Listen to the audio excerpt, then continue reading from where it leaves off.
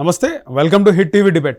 GHMC council హాల్లో జరిగిన వాడివేడి సమావేశం సంబంధించి హిట్ టీవీ డిబేట్లో జాయిన్ అవుతున్నారు మల్కాజ్గిరి కార్పొరేటర్ శ్రవణ్, అలాగే కాంగ్రెస్ పార్టీ గ్రేటర్ సీనియర్ నాయకులు శ్రీనివాస్ గారు, నమస్తే. అలాగే ప్రముఖ రాజకీయ వ్యూహకర్త అజయ్ మారుతిరావు గారు. సార్ నమస్తే. ముందుగా నిన్న జిహెచ్ఎంసీ కౌన్సిల్కి సంబంధించి ఒక వినూత్న ప్రదర్శన మల్కాజ్గిరి కార్పొరేటర్ శ్రవణ్ గారు ఆధ్వర్యంలో జరిగింది. శ్రవణ్ గారు చెప్పండి, ముఖ్యంగా మీ నిరసనకు కారణం ఏంది? దాదాపు ఇంకో నెల 15 రోజుల్లో మీ పదవీ కాలం కూడా ముగుస్తుంది, ఏం చెప్తారు? జిహెచ్ఎంసీ పరిధిలో అనేక సమస్యలు ఉన్నప్పటికీ కూడా ఇప్పటి వరకు రాష్ట్ర ముఖ్యమంత్రి గారు కానివ్వండి, లేదా జిహెచ్ఎంసీ మేయర్ గారు కానివ్వండి, అధికారులు కానివ్వండి, సరిగ్గా స్పందించకపోవడం, అనేక వినతి పత్రాలు ఇచ్చినప్పటికీ కూడా కార్పొరేటర్లు వాటిపైన ప్రాపర్గా స్పందించకపోవడం, ప్రజావాణిలో కానివ్వండి, కార్పొరేటర్లో కానివ్వండి, లక్షలాది వేలాది రిప్రజెంటేషన్స్ వస్తుంటే అనేక సమస్యలపైన ఈరోజు పదుల సంఖ్యలో కూడా వాటిని పరిష్కరించేటువంటి పరిస్థితుల్లో అధికారులు కానీ లేదా ఈ పాలక పక్షాలు కానీ లేకపోవడం అనేది మా సమస్య. ఓకే, ఈ వినతి పత్రాలు ఇచ్చిన తర్వాత కార్పొరేటర్లుగా మా బాధ్యత ఏంది? ప్రజలు మా ముందు ఏం ఎక్స్పెక్ట్ చేస్తారు మా నుంచి? ఎక్కడైతే జిహెచ్ఎంసీ కౌన్సిల్ ఉందో, ఎక్కడైతే కమిషనర్ ఉన్నారో, ఎక్కడైతే అధికారులు ఉన్నారో, ఎక్కడైతే మేయర్ గారు అందరు ఉన్నారో వాళ్ళ నుంచి మీ సమాధానం అడగండి. మీరు వాళ్ళని నిలదీయండి. మేమైతే పనులు మీకు చేయమని చెప్పినామో మరి అవి ఎంతవరకు వచ్చినాయని అడగాలి కదా బాధ్యత. ఇదే మేము పోయి స్టాండింగ్ కమిటీ మీటింగ్ జరుగుతుంటే దాని ముందు కూర్చొని అడిగితే ఈరోజు జిహెచ్ఎంసీ బల్దియా చరిత్రలో ఎన్నడూ లేని విధంగా నగర మేయర్ రక్త చరిత్ర రాసింది. పోలీసులను పెట్టి లాఠీలతో కొట్టించి ఘోరాతి ఘోరంగా చేతులు కాళ్ళు విరగొట్టించి, అంటే జిహెచ్ఎంసీ మేము 5 ఏళ్ళు అనేక పోరాటాలు చేసినాము. అంతకుముందు కూడా చేసినాం, విద్యార్థి పరిషత్లో చేసినాము, బీజేపీలో ఉన్నప్పుడు చేసినాము, లేకపోతే కార్పొరేటర్గా ఉన్నప్పుడు చేసినాము. కానీ ఏ రోజు పోలీసులు ఇంత కసిగా కోపంతో ఏదో వాళ్ళకి ఏదో నష్టం జరుగుతుంది, వ్యక్తిగతమైనటువంటి నష్టం జరుగుతుందన్నటువంటి ఒక కసితోటి, ఒక ఇన్స్ట్రక్షన్స్ తోటి మరి కాళ్ళు ఇట్లా పట్టుకొని ట్విస్ట్ చేయడము, వేలు నిలగొట్టడం, రక్తం గారేటట్టు చేయడం అనేది మరి మాకు అర్థం కాని విషయం. అంత కసి ఎందుకు వచ్చింది? మేము అడిగింది ఏంది? ప్రజా సమస్యలే కదా. కాబట్టి మరి దానికి వ్యతిరేకంగా ఈరోజు సంఖ్యలు వేసుకోవడమే కాదు, మరి మా దున్నపోతు సార్ని కూడా తీసుకుపోయినాం. ఆ దున్నపోతు సార్కి వినతి పత్రం ఇస్తే మా దున్నపోతు గారు పాపం తల ఊపి వినతి పత్రం తీసుకొని తల ఊపి కన్నీరు కూడా పెట్టిండు ఆయన. కానీ మా నగర మేయర్ కానీ, మా ముఖ్యమంత్రి గారు కానీ, లేకపోతే అధికారంలో ఉన్న అధికారులకు కానీ ఎవరికి స్పందన రావట్లేదు, ఎవరు కూడా స్పందించట్లేనటువంటి పరిస్థితి ఉంది. మేము ఏమంటున్నామంటే ఈరోజు డెవలప్మెంట్ అనేది నా వార్డులో చేసినావా, నీ వార్డులో చేసినావా, లేదా 140 డివిజన్లో చేసినావా, 131 డివిజన్లో చేసినావా, ఇట్లా అధికార పార్టీ డివిజన్లో చేసినావా, ఇది కాదు విషయం. ఇక్కడ పాయింట్ ఏంటంటే మా slogan total development of Hyderabad, నగర సమగ్రాభివృద్ధి మా లక్ష్యము. ఇప్పుడు మల్కాజ్గిరి ఉంది ఫర్ ఎగ్జాంపుల్, రైట్? నేను మల్కాజ్గిరిలో పుట్టి పెరిగిన, నేను 140 డివిజన్ మల్కాజ్గిరి కార్పొరేటర్ని. కానీ పక్కనున్న 140 నగర్ 141 కానివ్వండి, 138 కానివ్వండి, 137 కానివ్వండి, లేకపోతే 139 కానివ్వండి, అక్కడ కూడా నేను నాతో సంబంధం ఉన్న వాళ్ళు, చిన్నప్పటి నుంచి నాకు తిరిగేటువంటి వాళ్ళు, మా ఫ్రెండ్ సర్కిల్లో ప్రజలు, లేకపోతే నా నుంచి పని ఎక్స్పెక్ట్ చేస్తాను. అంటే పబ్లిక్ ఏం తెలుసు? Administrative boundaries. ఈ వార్డు బౌండరీస్ అనేది ఒక అడ్మినిస్ట్రేటివ్ బౌండరీ మాత్రమే. కానీ మీరు నా ట్విట్టర్ ఓపెన్ చేయండి. నా ట్విట్టర్ ఓపెన్ చేస్తే నాకు హైటెక్ సిటీ నుంచి మొదలు పెట్టుకుంటే చార్మినార్ వరకు ప్రతి ఒక్కరు ట్యాగ్ చేస్తారు. నన్ను నగరమైన ట్యాగ్ చేస్తారు, నన్ను ట్యాగ్ చేస్తారు. అంటే ఎందుకు ట్యాగ్ చేస్తున్నారు? వాళ్ళకి ఎక్స్పెక్టేషన్స్. కానీ పాపం వాళ్ళకి అడ్మినిస్ట్రేటివ్ బౌండరీస్లో నా భయం ఏముంటుంది అంటే, వాళ్ళు ట్విట్టర్లో పెడితే ఎవరైనా చూస్తే వాళ్ళే అదేమన్నా నా డివిజన్లో అటువంటి డ్రైనేజీలు పొగుతున్నాయేమో అంటారేమో నా భయం అవుతుంటుంది. కానీ వాస్తవానికి నాది కాకపోయినప్పటికీ కూడా అక్కడ ఉన్నటువంటి ప్రజలందరూ కూడా శ్రవణ్కి చెప్తే పనులు అవుతాయి అన్నటువంటి ఒక హోప్ తోటి వస్తారు. కాబట్టి అక్కడ మల్కాజ్గిరి ప్రజలందరూ కూడా మా ప్రజలు, మనతో కలిసి ఉన్న వాళ్ళు, పుట్టి పెరిగిన వాళ్ళం. కాబట్టి ఈ భాగ్యనగరంలో మేము పుట్టి పెరిగిన బిడ్డలుగా మా నగరాన్ని అభివృద్ధి కావాలని కూడా మేము చేసినాం తప్ప ఇంటిగ్రేటెడ్ డెవలప్మెంట్ కావాలని అంటున్నాం మేము. ఇది కోరినంత మాత్రం ఇంత కసిగా మాట్లాడడం అనేది కరెక్ట్ కాదు. మేయర్ వైఖరి గురించి మాట్లాడుతున్నారు. మేయర్ విషయం కూడా చెప్తా. దానికన్నా ముందు ఒకటి చెప్తా. పాత సినిమాలో డైలాగ్ ఉండే, పాంచాలి పంచభద్రిక ఏమేమే అంటాడు కదా. ఆ టైంలో నగరంలో ఉన్న మనందరికీ 5 మొగుళ్ళు తయారయ్యారు. 5 ఇంకెక్కువ. ఏంటంటే మనకి జిహెచ్ఎంసీ, హెచ్ఎండిఏ, హైడ్రా, డిస్ట్రిక్ట్ కలెక్టర్లు, వాటర్ వర్క్స్, ఇంకెవడెవడో ఇన్ని డిపార్ట్మెంట్లు ఒక భూమి మీద పెత్తనం చెలాయిస్తారు. నా చెరువు దగ్గరకు వచ్చి చేయాలంటే అందరు నాదే అంటారు. నా దగ్గర పార్కుల దగ్గరకు వచ్చి మాట్లాడేసరికి అందరు మాట్లాడతారు. శ్మశానాల దగ్గరకు వచ్చేసరికి అందరు మాదే అంటారు. హైదరాబాద్ అయితే అయ్యా జాగేనట్టు రోడ్లన్నీ ఫెన్సింగ్లు వేసుకొని పోతున్నాడు. మరి పైసలు ఎందుకు ఇయ్యారు? రోడ్లపైన డ్రైనేజీలు పొంగుతున్నాయి, ప్రభుత్వ భూములు కబ్జాలు అవుతున్నాయి, అవి పార్కులు చేయాలంటే నువ్వు డబ్బులు ఇవ్వవు. రోడ్లపైన డ్రైనేజీలు పొంగుతుంటే దానికి డబ్బులు ఏంటో నువ్వు ఇవ్వవు.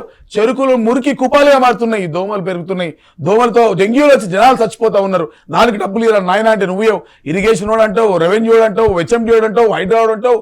ఈ రోజు కేంద్ర ప్రభుత్వము దాదాపు 113 కోట్ల రూపాయలను చెరువుల పునరుద్ధీకరణకు ఇస్తే 38 చెరువులను సెలెక్ట్ చేసి చెరువుకి ఇంత, సఫిల్ గూడాకి 2.4 అట్లా ఆ విధంగా చెరువు వారికి ఒక బ్రేకప్ ఉంది. ఈ 113 కోట్ల రూపాయలకు రాష్ట్ర ప్రభుత్వం ఇవ్వాల్సింది కేవలం కన్సెంట్ మాత్రమే, సూత్రప్రాయ అంగీకారము. ఈ డబ్బులు ఇవ్వడానికి ఫైనాన్స్ డిపార్ట్మెంట్లో మురగబెట్టారు ఈ బిల్లుని. ఏఈ లేక్స్, నేను సిఈ లేక్స్ నుంచి మొదలుపెట్టుకుని కమిషనర్ చోటి అనేక మంది అధికారులు తిరిగిన, ఇరిగేషన్ వాళ్ళతో, హెచ్ఎండిఎల్తో, ప్రతి ఒక్కరితోటి తిరిగి ప్రభుత్వ రాష్ట్ర సచివాలయంలో ఈ ఫైల్ ఎన్ని రోజులు మొదలు పెడతారు. కేంద్రం డబ్బులు ఇస్తలే అని పదే ఒకవైపు మొత్తుకుంటున్నావు. కేంద్ర ప్రభుత్వం డబ్బులు ఖర్చు పెట్టు, నీకు ఎన్ని కావాలి ఇంకా ఇవ్వడానికి. ఉన్న డబ్బులు ఖర్చు పెడితే లేని డబ్బులు అడగచ్చు, ఉన్న డబ్బులు నీకు ఖర్చు పెట్టి నీకు చేత కావట్లేదు కదా. నేను అడుగుతున్నా, నా చెరువు బాగు చేయి, నాకు కేంద్ర ప్రభుత్వం డబ్బులు ఇచ్చింది, ఆ డబ్బులు అయితే తెచ్చి ఫస్ట్ కేంద్ర ప్రభుత్వం ఇచ్చిన డబ్బు అయితే నువ్వు ఖర్చు పెట్టు. దానికి నిరసనగానే నేను చేసిన, నేనేమి జిహెచ్ఎంసీ ఫండ్ కూడా అడగలే. నేనేం అడిగినా నా కేంద్ర ప్రభుత్వం ఇచ్చినటువంటి, నా చెరువుకి ఇచ్చినటువంటి డబ్బులు, నా మల్కాజ్గిరి చెరువులకు ఇచ్చినటువంటి డబ్బులు, ఆ బండ చెరువు కానీ లేదా సఫిల్ కూడా కానీ ఎక్కడే కానీ, in fact for that matter Hyderabad also, ఆ డబ్బులు ఖర్చు పెట్టు. ఖర్చు పెట్టమంటే దానికి పోలీసులను పెట్టి లాఠీలు చూపించి ఇష్టానుసారుగా హింసించి కేసులు పెట్టి జైళ్ళకు పంపించి రక్తం కళ్ళు చూసినటువంటి చరిత్ర నగర మేయర్ది. ఈ మేయర్ ఏమంటది సౌండ్ కౌన్సిల్లో కూర్చొని, అసలు అహంకారం, డబ్బు మదం ఈ మేయర్ తలకెక్కింది. మీరు ఒకసారి ఆలోచించండి. అలాగే కేశవరావు గారు నెంబర్ 2 టీఆర్ఎస్ లో ఉండే, ఇక్కడ కూడా ఉండే కదా, కాంగ్రెస్ లో ఉండే, కాంగ్రెస్ లో ఉండే, టీఆర్ఎస్ ఉండే, మళ్ళీ కాంగ్రెస్ వచ్చింది కదా. అంటే ఈమె ఇక్కడికి వెళ్ళి వచ్చింది తెలంగాణకి. అసలు ఆంధ్రాలో అర్థం కాదు, తెలంగాణ అర్థం కాదు, బీసీ అర్థం కాదు, ఓసీ అర్థం కాదు. మీరు పోయి అడగండి, నిజంగా మున్నూరు కాపీ గుప్పులో కొట్టుకుంటారు ఎన్నోసార్లు.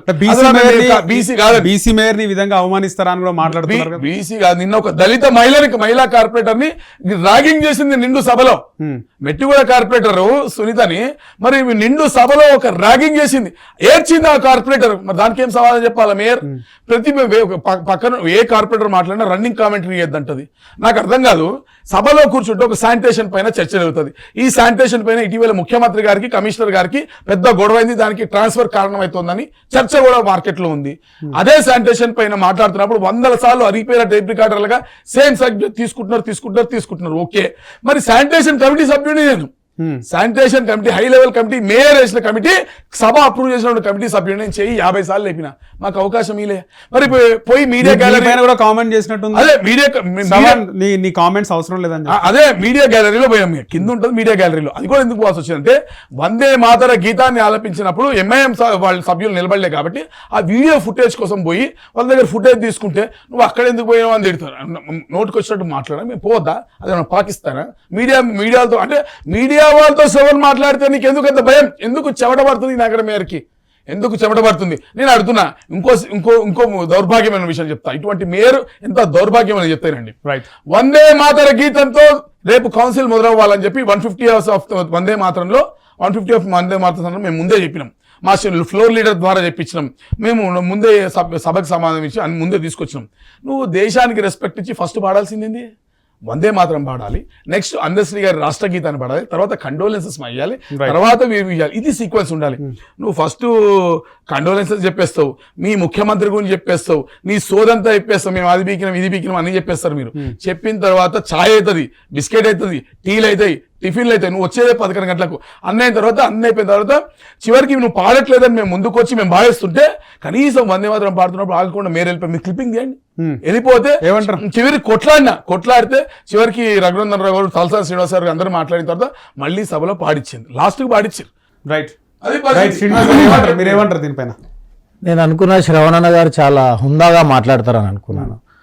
కానీ వాళ్ళ భాష చూసిన తర్వాత నేను ఏ విధంగా రెస్పాండ్ కావాలనేది వాళ్ళ విజ్ఞతగా వదిలేస్తున్నా. ఎందుకంటే జిహెచ్ఎంసీ కౌన్సిల్ అనేది గ్రేటర్ హైదరాబాద్లో 150 డివిజన్లకు సంబంధించిన సమస్యల మీద వాటి పరిష్కారాల కొరకు మనం సమావేశం అవుతాం. ప్రజాస్వామ్యంలో ప్రతి ఒక్కరికి కూడా వాళ్ళు నిరసన చెప్పుకునే అవకాశం ఉంటుంది. అన్ని పార్టీలకు కూడా ఒక్కరోజు సమావేశం ఉంటుంది కాబట్టి అన్ని ప్రతిపక్ష పార్టీలు వాళ్ళ ఎందుకంటే మీడియాలో హైలైట్ కావాలని ఇవన్నీ వాడ చర్చ పెట్టింది సభలో. మనం వచ్చి సమస్యలు, అధికారులు ఉంటారు, మేయర్ ఉంటారు, డిప్యూటీ మేయర్ ఉంటారు, స్టాండింగ్ కమిటీ మొత్తం ఉంటారు. అక్కడ కార్పొరేటర్ దృష్టికి, జిహెచ్ఎంసీ దృష్టికి తీసుకురావాలని మన ప్రధాన ఎజెండా. కానీ ఎట్లయితే అసెంబ్లీ సెషన్స్ నడుస్తాయో, సెకండ్ అసెంబ్లీ లెక్క ఇక మనం మీడియాలలో రావాలి. మీడియాలో ఇప్పుడు మీడియాలో హైలైట్ వాళ్ళని పిలిచింది కూడా, వాళ్ళు మీడియాలో హైలైట్ అయ్యారు, ఏదో ఒకటి హైలైట్ అయ్యారని మీరు మళ్ళీ పిలిచారు. మీడియా వాళ్ళని హైలైట్ చేయడానికి, మీడియాలో రావడానికి వీళ్ళు బీజేపీ వాళ్ళు ఎప్పుడు కూడా గ్రౌండ్ లో చేసేది ఏముండదు, ఖాళీ హైప్. చాలా మంది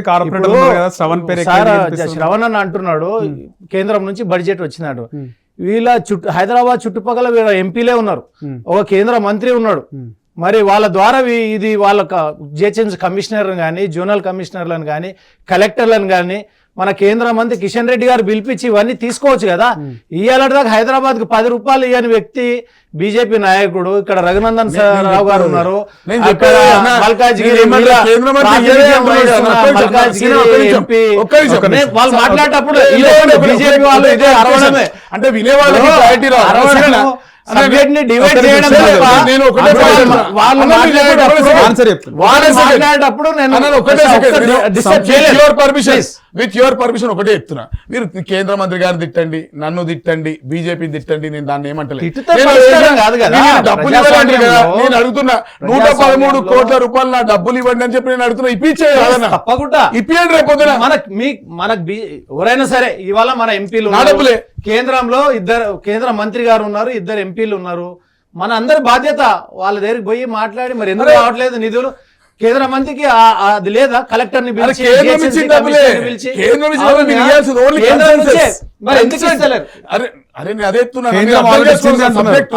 ఇవ్వకపోతే కేంద్ర మంత్రికి మీరు ఎందుకు రిలీజ్ చేయలేకపోతున్నారు? కేంద్రం నుంచి వచ్చిన నిధులని కింది స్థాయికి మీరు కన్సెంట్ ఇస్తలేరు అంటున్నా. రాష్ట్ర ప్రభుత్వం ఇస్తలేదు, కన్సెంట్ మీరు అనుకుందాం ఒక మాటకి.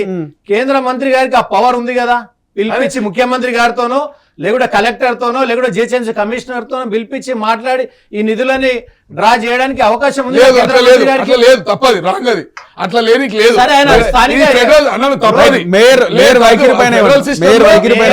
చాలా ఉందా ఇప్పుడు ఆమె బీసీఓ కాదు అని, మరి ఆమె అంత ఒక మహిళా మేయర్ ని కించపరుస్తుంది. ఆమె మునూర్ కాపా, ఆమె ఫారనా, ఆమె అవన్నీ మనకి ఎందుకండి? ప్రజా సమస్యలు దళిత మహిళా కార్పొరేటర్ ఏడ్చింది, మీరంతా మీడియా సాక్ష్యమే కదా. అంటే ముఖ్యంగా మేయర్ అవలంబించిన వైఖరి ఏదైతే ఉందో, మీరు కూర్చోండి, మీ మాట వినాల్సిన అవసరం లేదు, కంట్రోల్ చేయాలి కదా. మేయర్ సీట్ లో అది అహంకారం, కంట్రోల్ కాదు అహంకారం. అంటే ఎవరైతే వాళ్ళు క్వశ్చన్ అండ్ అందులో హుందాతనం లేదు, గౌరవప్రదంగా ఆమె ట్రీట్ చేస్తలేదు అనేది టీవీలలో చూడండి. అన్ని పార్టీలను కూడా అవి కంట్రోల్ చేసింది, అందరిని కంట్రోల్ చేసి ఒక హుందాతనంగా ఒక విద్యావంతురాలు ఒక 5 సంవత్సరాలు పూర్తి చేసుకోబోతుంది, పూర్తిగా 2 సార్లు కార్పొరేటర్ ఆమె కూడా ప్రజా సమస్యల మీద అవగాహన ఉంది. అందరికీ నేను ధర్నా చేసినప్పుడు చెప్పిన, లైవ్ లో స్టాండింగ్ కమిటీ అందరూ చెప్పిన, నాకేమొద్దు, నేను ఇచ్చిన రిప్రజెంటేషన్ మీద ఆన్సర్ కొడదు. మేయర్ గారిని వచ్చి వెనకనే ఆమె వచ్చి ఆమె ఛాంబర్ ముందే కూర్చున్నా, ఆమె వచ్చి జిహెచ్ఎంసీలో ఎన్ని డిపార్ట్మెంట్లు ఉన్నాయి చెప్పండి, నేను లేచి వెళ్ళిపోతాను మీడియా సాక్షిగా. మీడియా ఉన్నారు, పోలీసు ఉన్నారు, అధికారులు ఉన్నారు, అందరు ధర్నా చేసినప్పుడు అక్కడ కూర్చున్నప్పుడు మేము బట్టేసినప్పుడు నాకేమొద్దు. అంటే జిహెచ్ఎంసీలో ఎన్ని డిపార్ట్మెంట్లు మేయర్ ఇప్పుడు కూడా చెప్తున్నా, జిహెచ్ఎంసీలో ఎన్ని డిపార్ట్మెంట్లో మేయర్ ని దమ్ముంటే చెప్పానండి చాలు. అంటే మేయర్ గారికి చూద్దాం, నేను చర్చగా అవగాహన లేదంటారు. లేదు, జీరో, సున్నా. నేను చెప్తున్నా కదా, ఆమెకి ఏం లేదు. అవగాహన ఉంటే ఈరోజు ఇటువంటి పర్సన్ శానిటేషన్ మీద చర్చ జరిపింది. ఒక మాట ఎగ్జాంపుల్ చెప్తా. శానిటేషన్ మీద చర్చ జరిపినప్పుడు ఫస్ట్ శానిటేషన్ మీద నువ్వు వేసిన కమిటీయే నువ్వు ఇప్పటికు సమావేశపరుస్తలేవు. అడ్వర్టైజ్మెంట్స్ మీద శానిటేషన్ పైన శానిటేషన్ ఇంత చేసిన తర్వాత అసలు ఎట్లా మాట్లాడతారంటే వీళ్ళు చివరికి స్వీపర్లు వస్తలేరు, వాళ్ళు వస్తలేరు, డబ్బులు వస్తలేరు అంటారు. కానీ మీరు ఒకటి ఆలోచించండి, ఈ రోజు 2025లో ఇంకా 10 ఏళ్ల తర్వాత చదువుకున్న విద్యావంతులు పెరుగుతున్నటువంటి సందర్భంలో ఊడ్చేటోళ్ళు ఉంటారా? ఊడ్చేటోళ్ళు ఉండనప్పుడు why are you not going to mechanical sweeping? అయితే మేయర్ వైఖరి ఇద్దరు మీరు మాట్లాడినారు, ఇరు పార్టీ. సో ఇప్పుడు మారుతిరావు గారు చెప్పండి, మేయర్ వైఖరి మీరు ఏ విధంగా ఆమె వైఖరి గురించి మీరు చెప్తారు అసలుకి?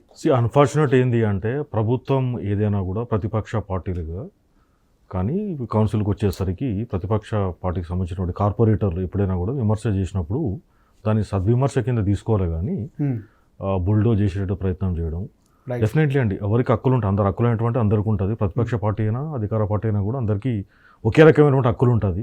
కాన్స్టిట్యూషన్ కలిగించినటువంటి హక్కులు అవి. తర్వాత అంటే నేను కూడా కొన్నిసార్లు చూసినప్పుడు అనిపించింది ఏంటంటే, నేననే అనుకుంటా ఒకసారి నేను చూసినప్పుడు సెషన్లోనే బీజేపీ సంబంధించిన టీఆర్ఎస్ సంబంధించిన కార్పొరేటర్ అనుకుంటా, తను మీకు కార్పొరేటర్గా పనికిరారని చెప్పి కామెంట్ చేశారని చెప్పేసి సామల హేమ గారు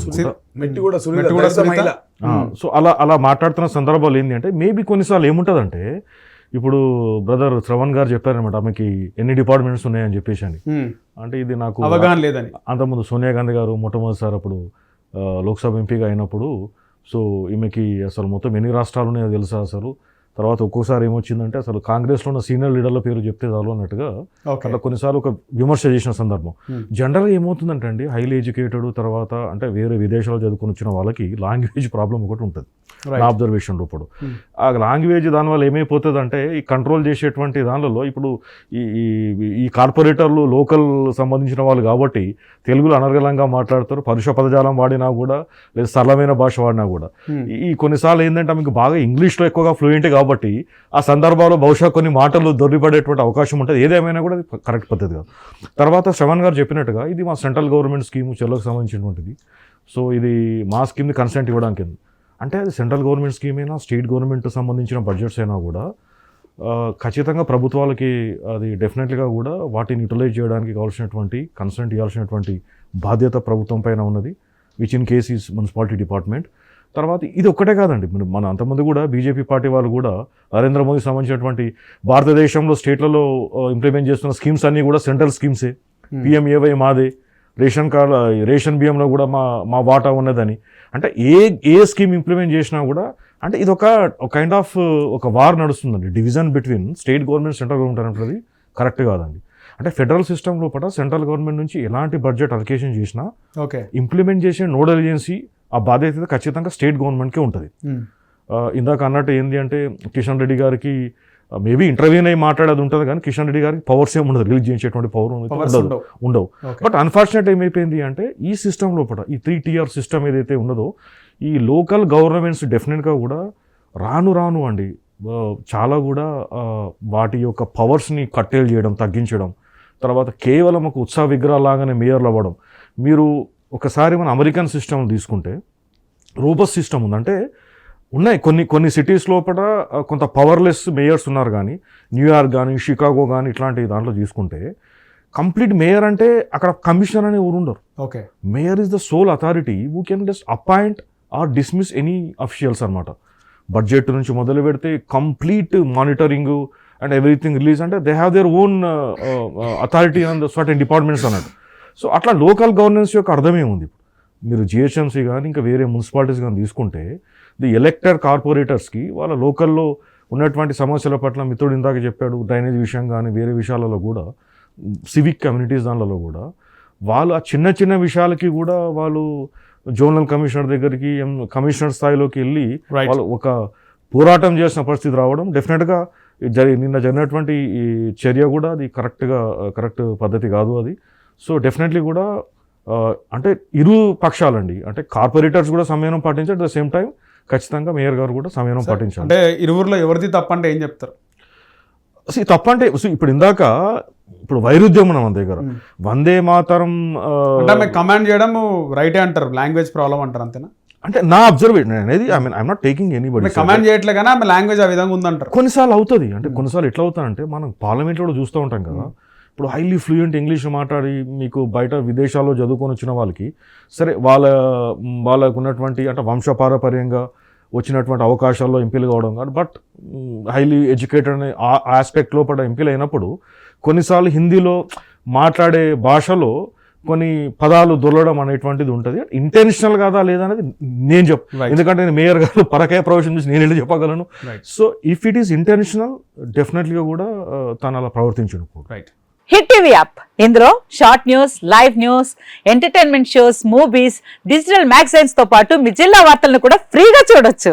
ఇంకెందుకు ఆలస్యం, వెంటనే హిట్ టీవీ యాప్ ని డౌన్లోడ్ చేసుకుని ఫ్రీగా ఎంటర్టైన్మెంట్ పొందండి. Hit TV app. Hit TV app. Please download Hit TV app. Hit TV యాప్ని ఫ్రీగా డౌన్లోడ్ చేసుకొని ఎంజాయ్ చేయండి. మీకు నచ్చిన ఎంటర్టైన్మెంట్ కోసం హిట్ టీవీ యాప్ ని ఫ్రీగా డౌన్లోడ్ చేసుకుని ఎంజాయ్ చేయండి. హిట్ టీవీ యాప్ని డౌన్లోడ్ చేసుకుని ఆస్వాదించండి, ఆశీర్వదించండి. ఇంతమంది సెలబ్రిటీలు హిట్ టీవీ యాప్ ని డౌన్లోడ్ చేసుకోండి అని చెప్తున్నారంటే ఎంత మంచి యాప్ ఆలోచించండి. అమెరికా అమెరికా అమెరికా అమెరికాలో చదవాలనుకునే వాళ్ళకి విశ్వసనీయమైన పేరు మన శౌర్య కన్సల్టెన్సీ. UK లో 1 year masters. UK లో 1 year masters. 2 years work permit up to 5 years visa. Contact Saurya Consultancy. Contact 89851 89851.